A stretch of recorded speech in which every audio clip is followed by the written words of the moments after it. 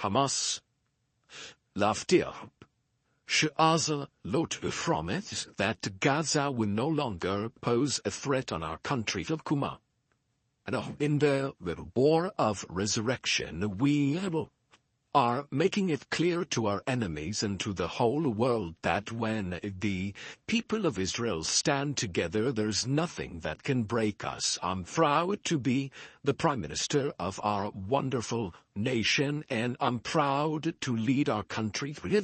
At such times, the cabinet and the government have approved the line for bringing back our hostages. It is one of the goals of the war, and we will remain relentless until it is completed. The holy mission of releasing the hostages, this holy mission has been with me my entire life, since my service as an IDF combat soldier and throughout my years as Prime Minister of Israel, and together with you, citizens of Israel, and together with many others in the world, my wife Sarah and myself, we are praying, we are hoping, we are doing everything we can for the release of all of our hostages. I'm constantly thinking about them. My wife, Sarah, pours her heart and soul with the concern to the hostages and those who have returned, and she works relentlessly both in Israel and overseas, and I know that this concern is shared by all families in Israel, and I promise you, we will accomplish all the goals of the war, and we will bring them all home. Until now, we've managed to bring back 157 hostages. Out of them, 117 were alive. In the deal and the agreement just agreed about recently, we will bring back another 33 of our brothers and sisters, most of them alive. And this outcome is first and foremost the outcome of the heroism of our soldiers in combat. It's also an outcome on how we stood firmly on our goals and interest, and withstanding heavy pressures both domestically and from the outside. It is an outcome of the cooperation between Israel and the outgoing Biden administration and the incoming Trump administration. Since he was elected, Trump was completely committed to the release of the hostages. We spoke on Wednesday. He congratulated me on the agreement, and he emphasized, and rightly so, that the first stage is a temporary ceasefire. This is what he said, a temporary ceasefire. Towards the next stages of the agreement, we are holding on to some significant assets so that we can bring back all of the hostages, and in order to accomplish all the goals of the war, both President Trump and President Biden have provided full backing to Israel's right to resume fighting, to resume combat. If Israel reaches the conclusion that the negotiations over the second stage are pointless, I truly appreciate that. I also appreciate the decision of President Trump to lift all the remaining restrictions on the providing of essential munitions and weapons to the State of Israel. If we need to resume combat, we will do so in new ways, and we will do so with tremendous force.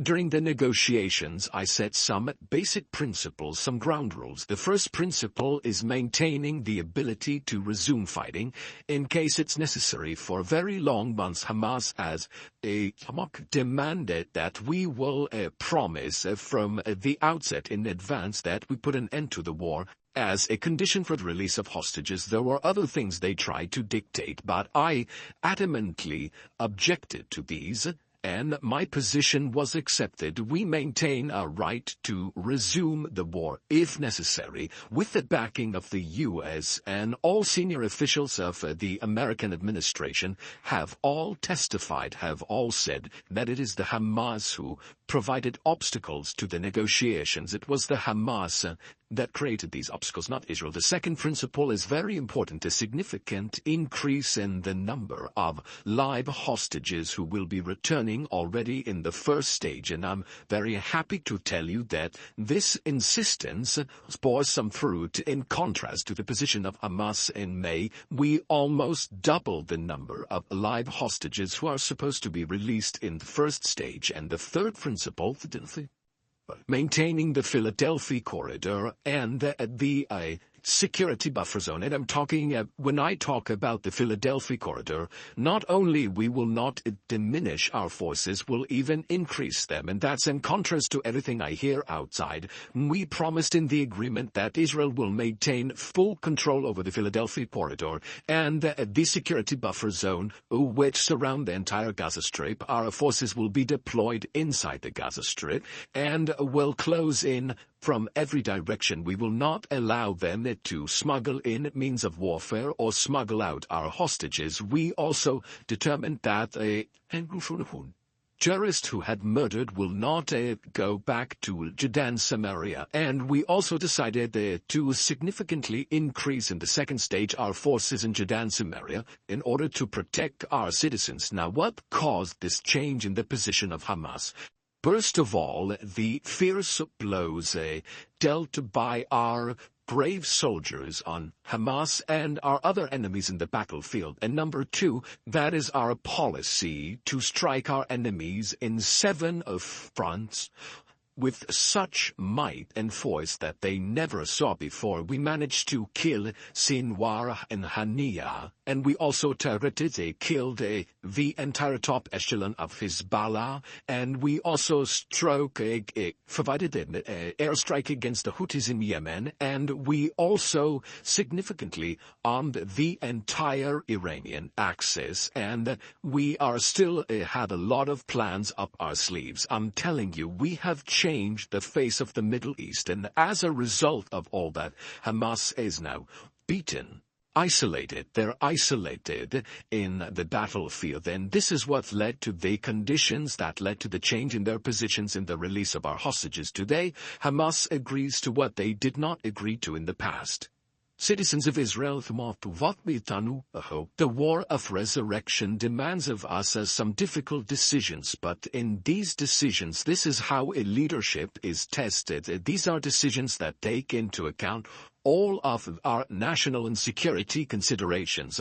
Unfortunately, I cannot elaborate on all of them right now. On October 7th, we suffered a very difficult blow. We experienced some terrible pain, but with joint forces we managed to push back our enemies, and we've achieved some astounding results. The entire world, both enemies and friends, are in awe of these historic achievements. My dear fellow citizens of Israel, I see with excitement, with elation, how strong you all are. And I'd like to thank you, and I'd like to thank you for the trust and the backing you give to me and my colleagues to lead the state of Israel in such fateful times, and I see our people at their very best. The IDF soldiers, both reservists and in regular military service, the police officers, the agents of Mossad and Shin Bet, and from the prison services, and our volunteers, our entire nation. I see them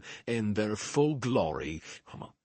In the heat of battle and under the horror of war, we embrace to our hearts with shared sorrow, with tremendous love and appreciation, those who have paid the dearest price. My brothers and sisters, part of the bereaved family, the family of all bereaved families, and we wish to embrace and console those who have been injured, and those who have needed to evacuate their homes in the south and in the north, and we are committed to bringing them back home. I embrace all of you to my heart, and I say to you, the campaign is not over yet. We have a very long and challenging journey ahead of us. This is not the time to separate and to break apart. This is the time to unite and connect. And this is what our heritage demands of us. This is what the generation of victory demands of us. We are winning